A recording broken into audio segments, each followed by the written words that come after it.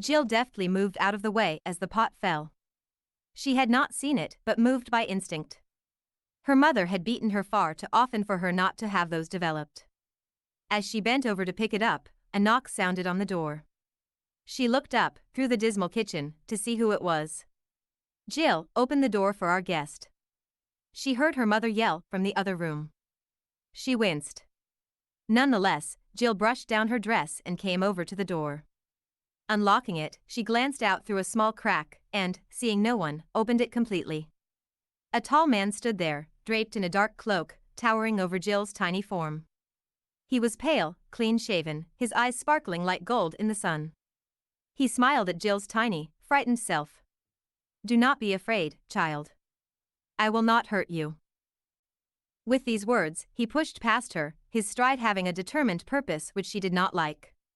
Jill followed him through the kitchen and into the dirty, grey living room, not daring to intervene. "This place," he muttered, looking around. Jill understood his disgust.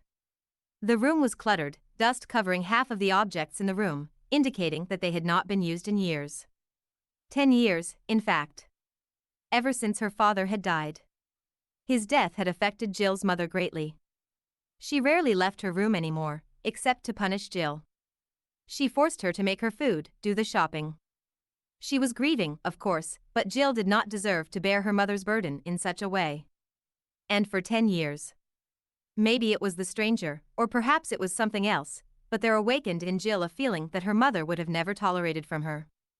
"I hate you, Mother," Jill whispered, tears of grief, pain, and quiet, intense fury forming in her eyes. The man, who had briefly paused in the living room, now resumed his purposeful stride. He strode straight into her mother's room, slamming the door behind him, making Jill jump and leaving her, dumbstruck, outside. She tried desperately to open the door, but apparently the stranger had locked it. Horror overcame her as a scream arose.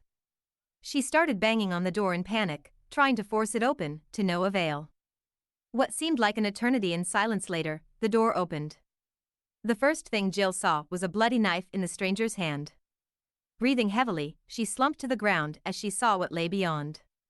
Her mother lay on the bed, eyes glassy, a deep wound in her chest, sheets stained with blood.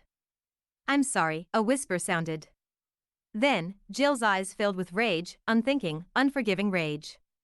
Before the stranger had passed the house's threshold, he found a kitchen knife lodged in his throat. He collapsed, gasps fading into silence. Jill stood there, tears mixing with blood, a single word ringing in her mind: "Why?"